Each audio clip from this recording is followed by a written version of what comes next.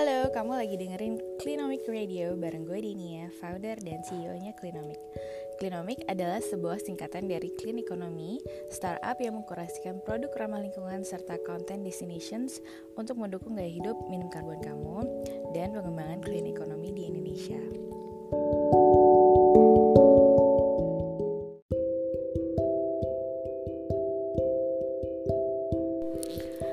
Di episode kali ini kita ngobrol-ngobrol with another clean economic champion, Mas Hendy dari pemilik akun Cacing Kompos di Instagram. Buat aku, kegiatan mengkompos itu udah jadi kegiatan sehari-hari banget ya selama 2 tahun terakhir. Karena ketika dari awal aku mulai belajar tentang zero waste dan usaha mengurangi sampah, aku sadar bahwa sampah yang paling banyak ada di rumahku tuh adalah sampah organik atau sampah sisa makanan. Nah, setelah aku pelajari lebih lanjut, metode mengkompos itu tuh ada macam-macam kan. Dan salah satunya adalah menggunakan cacing kompos ini atau yang namanya vermicompost. Caranya gimana? Ternyata mudah banget. Kita sebenarnya cuman perlu yang namanya warm bin atau kotak tempat si cacing-cacing itu. Terus kita taruh media tanamannya, media cacing yang terdiri dari koran atau sabut kelapa. Terus kamu taruh cacingnya di situ dan masukin makanannya, sisa makanan dan tinggal tunggu cacingnya makan sisa makanan tersebut, dan nanti mereka akan menghasilkan apa yang namanya kompos. So, mudah banget kan sebenarnya. Yuk dengerin cerita pembudidaya cacing kompos ini Mas Hendy di episode Clinomic Radio kali ini.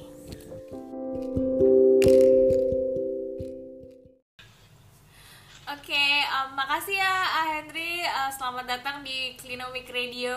Makasih banget udah mau ikutan hadir di sini. Buat teman-teman yang belum tahu, mungkin kenalan dulu kali ya sama Mas Henry. Coba ceritain dong Mas Henry ini kerjaannya apa, terus hobinya ngapain?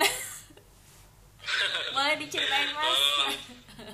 Halo, saya Hendy, asal dari kota Bandung. Kalau dulu sih saya kerja di bank, cuman waktu itu sempat usaha dan sampai sekarang juga jadi pengusaha gitu. Pengusaha cacing, ceritanya. Yes. Ya, jadi teman-teman, Mas Hendy ini adalah pemilik akun Instagram yang namanya Cacing Kompos. Jadi Mas Hendy ini adalah pembudidaya cacing yang bisa digunakan untuk mengkompos ya, Mas Hendy. Nah, iya betul. Ceritain dong awal mulanya bisa kepikiran untuk membudidayakan cacing ini tuh gimana sih Mas? Sebenarnya sih berawal dari saya kan suka baca koran, karena kebetulan papa saya juga, ayah saya tuh dia langganan koran. Saya tuh tiap hari baca koran, kok di koran tuh setiap hari ada masalah tentang sampah gitu, entah di TPA-nya, entah di tingkat sampah yang nggak diambil, entah sampah yang memenuhi sungai gitu. Nah kadang ya itu jadi agak concern juga gitu. Mungkin kan sebagai orang tuh kita harus memberikan nilai nih ke ini, kan ada masalah yang harus diselesaikan gitu. Nah ini ada masalah sampah, gimana sih cara nyelesainnya gitu. Nah ternyata kan, terus misalnya kalau untuk permasalahan di kota Bandung, misalnya ada TPA Sari Mukti itu namanya. Nah di koran tuh seharusnya TPA ini tuh udah ditutup di 2019 gitu. Tapi karena TPA yang barunya belum jadi diperpanjang lagi. Nah ini tuh sebenarnya kalau menurut artikel di koran itu sih seharusnya sudah over capacity gitu. Makanya kan permasalahan sampah ini akan selalu jadi ya mungkin masalah di negeri ini gitu, kalau memang tidak dirubah dari masyarakatnya. Nah terus kan memang dilihat nih, saya juga kan ngelihat data Kementerian Lingkungan Hidup. Nah di situ itu ternyata yang sampah yang dibuang di TPA tuh kadang kan bukan tentang sampah plastik banyaknya. Ternyata 60% adalah sampah organik, dan 9% itu sampah kertas, karena cacing kompos pun ini juga bisa mengolah sampah kertas. Istilahnya kalau kita mau menyelesaikan 70% masalah sampah yang masuk ke TPA itu adalah dengan pengolahan sampah organik dan sampah kertas gitu. Sedangkan plastik dan kertas cuma 14%.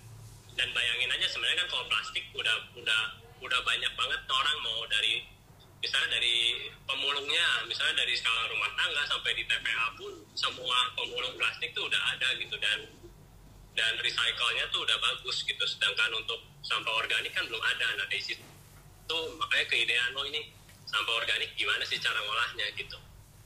Nah itu terus kan metode mengkompos itu kan macam-macam ya Mas. Nah kalau misalnya mengkompos dengan cacing itu gimana sih caranya, boleh dijelasin nggak? Sederhananya sih ini, kayak kita tuh punya hewan peliharaan. Anggap aja misalnya kayak kita punya ikan atau anjing atau burung atau kucing gitu ya. Nah pokoknya ya simpel. Jadi kompos dengan cacing itu seolah kita memelihara satu peliharaan baru. Nah, bedanya apa? Mereka tidak makan pet food atau tidak makan pelet kalau misalnya burung atau ikan gitu. Nah, mereka makannya sampah organik gitu. Sederhananya seperti itu. Nah, kenapa juga ini sebutnya cacing kompos? Karena hasil pupnya dari cacing kompos itu, nah itu adalah berupa vermikompos. Bahkan kalau di luar negeri itu disebutnya black gold, emas hitam, karena ini tuh memang secara hasil uji riset memang bagus banget untuk tanaman gitu. Jadi si cacingnya itu tinggal ditaruh di bak gitu, terus ada tanahnya, terus cacingnya ditaruh di situ, terus sudah kita langsung kasih sisa makanannya aja atau gimana caranya? Ya sama sih mungkin kalau seperti ikan gitu kan, kalau ikan tuh hidup di air gitu ya, ikan harus ada gelembung udara. Nah sama seperti itu, kalau cacing kompos tuh di bidangnya tuh kita sebutnya tuh worm bin, tempat cacing. Nah, tempat cacing itu ada beberapa komponen memang yang penting gitu kan. Cacing memang bernapas, nah dia tuh harus ada lubang ventilasinya, tapi memang tidak perlu terlalu banyak dan terlalu besar. Cukup misalnya lubang sebesar 1 mili tapi dibuatnya agak banyak lah, mungkin 20 biji seperti itulah gitu. Nah, terus ada juga karena kan kalau air juga kan ada pH-nya, ada tingkat keasaman air gitu untuk si ikan gitu. Nah, cacing juga sama, ada tingkat pH-nya juga. Tapi pada dasarnya sih pH untuk sampah organik itu semuanya normal. So memang ada beberapa makanan yang bikin pH-nya jadi asam. Nah, terus untuk info juga tadi kan mungkin ditambahin tanah. Nah, sebenarnya kalau untuk cacing kompos ini tuh dia tidak hidup di tanah. Jadi kalau cacing kompos ini di ke tanah, mereka malah mati gitu. Nah, jadi media cacingnya pun ini beda gitu. Jadi tempat hidupnya memang nggak susah juga sih dicari gitu. Kalau mungkin kan pasti semua orang juga punya koran atau punya kertas gitu. Nah, cacing kompos tinggal ini aja, jadi tinggal si koran itu atau kertas itu misalnya disobek-sobek kecil-kecil, nah terus dibasahi. Tapi dibasahinnya jangan sampai airnya netes. Kalau airnya netes itu teh kelembapannya terlalu tinggi dan akhirnya cacingnya jadi nggak bisa bernapas gitu. Jadi harusnya basah secukupnya begitu. Dan ada juga lubang air di bagian bawahnya. Jadi seperti pot, kan pot juga ada lubang tuh di bawahnya. Nah itu juga untuk mengurangi kelembapan air. Jadi kalau kira-kira kelembapan ada air yang keluar di bawah worm bin itu gitu, tempat cacingnya. Oke. Gitu. Terus nanti kayak tadi kan Mas Hedi cerita kalau misalnya si cacing ini dia kan makanin sisa makanannya, terus nanti pupuknya itu bisa kita panen untuk jadi pupuk. Nah itu cara panennya gimana Mas? Itu sebenarnya kalau untuk dengan cara gampang sih ada disebutnya tuh ada yang tempat cacing yang bertingkat.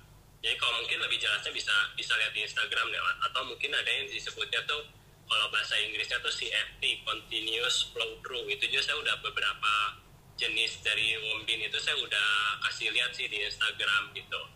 Nah jadi untuk misalnya untuk yang bertingkat nih, jadi kita bikin tempat cacingnya tuh kayak 4 tingkat.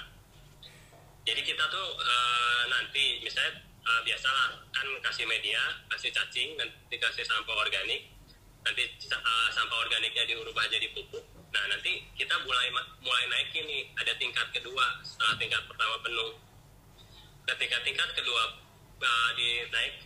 ditaruh gitu, nah itu juga kan dikasih sampah organik. Nanti cacingnya akan pindah ke atas. Nah ketika cacingnya pindah ke atas, jadi tingkat pertamanya bisa diambil untuk jadi pupuknya gitu, cara panennya yaitu dengan sistem yang bertingkat itu gitu. Atau misalnya kalau untuk yang continuous flow through itu sebenarnya mereka tuh memang dibuat agak tinggi gitu, jadi dia nggak nempel ke dasar. Jadi ada tiang penyangganya gitu. Jadi otomatis nanti itu mereka ada sistem sendiri yang motong pupuk bagian bawahnya gitu, bagian dasarnya. Jadi nanti pupuknya jatuh sendiri gitu. Oke. Nah itu juga ada sistem yang seperti itu karena cacing kompos tuh beda dengan cacing tanah biasa. Dia tuh nggak hidup di kedalaman tanah, tapi dia hidup tuh di permukaan di sekitar 15-20 cm di bagian atas gitu. Jadi ketika kita bikin medianya agak tinggi atau tempat cacingnya agak tinggi dengan sistem yang CFT itu, dia nggak akan jatuh ke bawah gitu si cacing. Nah ini kan Gitu. sebenarnya Atau mungkin yang oke. Sebenarnya kan metode composting itu kan ada macam-macam kan. Jadi kayak ada metode komposnya yang vermicompost ini, terus kemudian ada misalnya lubang biopori, terus ada yang anaerob aerob. Nah itu tuh kayak sebenarnya ada perbedaannya nggak sih? Maksudnya selain dari teknik ada apa pro and cons, atau yang mana yang lebih baik dari mana, atau misalnya ada keuntungan tersendiri nggak sih misalnya kalau kita menggunakan vermicompost dibanding metode kompos lain? Jadi sebenarnya sih untuk perbedaannya udah jelas pasti ada gitu. Misalnya kalau untuk kompos aerob nih yang termofolik tuh yang bisa biasa menghasilkan panas, nah itu tuh biasanya tuh proses komposnya 3-6 bulan. Nah ketika misalnya kan itu tuh udah cukup lama, dan 3-6 bulan itu juga kan kompos yang seperti itu sih menghasilkan bau. Setelah itu ada 4 komponen kompos juga lah kalau untuk di yang biasa-biasa. Entah kamu harus ngebulak-balik itu kompos terus-terusan, ya kan? Nah kalau kira-kira udah nggak panas tuh harus ditambahin lagi tuh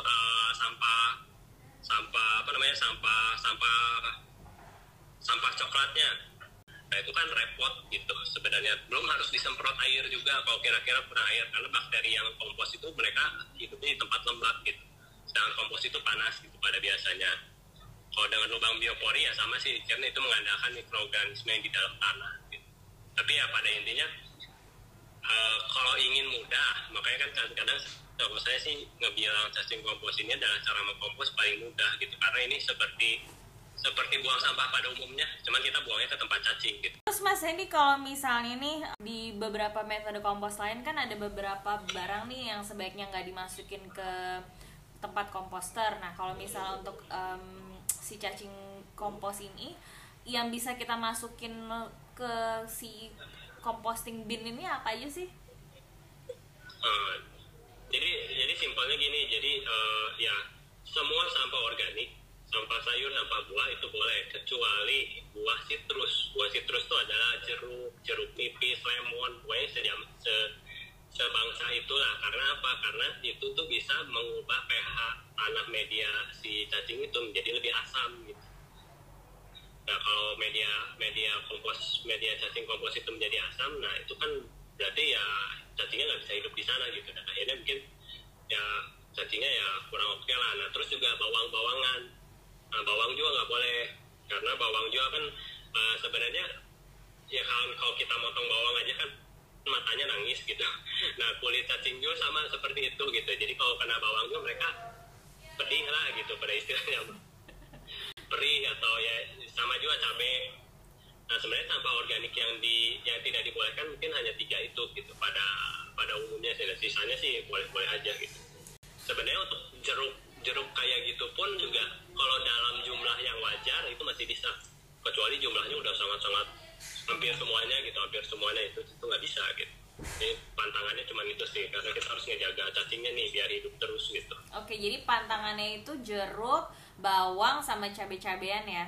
Terus satu lagi kan si cacing kompos ini kan bisa dipesan online ya sama teman-teman kalau misalnya ada yang mulai tertarik nih untuk melakukan composting dengan cara vermicompost ini.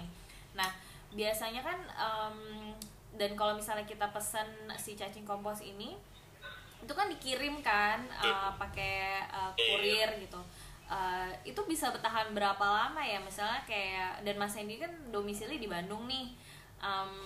Kalau misalnya kirim-kirim cacing itu, misalnya teman-teman yang tinggal di Sulawesi gitu atau tinggal di Aceh gitu, itu kira-kira siapa aja sih yang bisa pesan cacing kompos ini gitu? Perlu kira-kira maksimal tuh batas waktu pengiriman itu berapa lama sampai si cacing itu bisa datang dengan selamat ke rumah kita? Sebenarnya sih sebenarnya kan permasalahan kurir ini juga kan agak tricky mungkin ya. Jadi kan saya juga sebagai mungkin kan saya juga sebagai pebisnis juga kan nggak pengen gitu cacingnya mati di tengah jalan terus saya nggak dibayar juga sama customer kan. Jadi ya kalau saya sih menyarankan untuk lamanya pengiriman tuh di 4 hari lah, 4 sampai 5 hari. Nah itu tuh masih oke gitu. Jadi kalau misalnya dibilang nih di Aceh atau di Sulawesi ya bisa gitu. Mungkin kalau di kotanya kota Banda Aceh nih, karena kan kurir tuh ngirimnya pakai pesawat. Kalau mereka mendaratnya di situ dan misalnya kurirnya tuh tidak pergi lagi ke kabupatennya atau misalnya 12 jam mungkin dari bandara kota Acehnya ya, kayak gitu-gitu. Nah itu yang agak mungkin riskan gitu ya untuk pengiriman si cacingnya gitu. Pokoknya kira-kira diperkirakan maksimal 4 hari pengiriman ya. Iya, jadi jangan sampai lebih lah. Kalau misalnya lebih ya mungkin memang ada resiko gitu. Dan itu kan tergantung handling dari kurirnya juga ya. Kadang kan kita nggak bisa ngontrol kurir tuh kayak gimana gitu. Entah dia.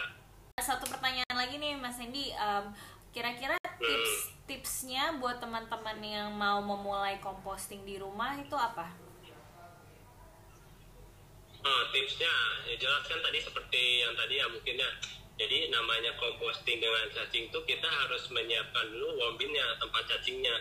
Jadi jangan cacingnya datang dulu terus baru dibikin gitu. Jadi pas cacingnya akan mau dikirimkan gitu udah keidean ya mungkin bisa dibikin dulu lah gitu untuk tempat cacingnya. Sudah itu kan mungkin ya siapin medianya lah, entah kertas koran atau misalnya kalau mungkin ya lebih kalau memang di daerah sana ada sabut kelapa tuh atau misalnya kokopit itu dia boleh dipakai untuk media cacing. Jadi pada intinya media cacing ini tuh dia harus bisa menyimpan air gitu. Karena kalau tanah tuh dia nggak bisa nyimpan air.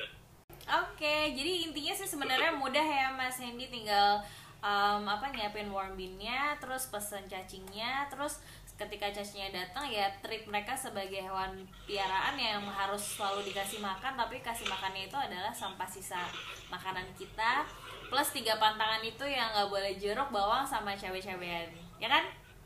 Iya betul. Oke, thank you banget ya Mas Hendy udah mau ditanya-tanyain, ilmunya banyak banget hari ini aku tentang si cacing kompos ini. Buat teman-teman yang mau pesen produk cacing kompos ini bisa lihat di Instagramnya Mas Hendy cacing kompos, atau nanti juga akan available di Clinomic ya. Thank you.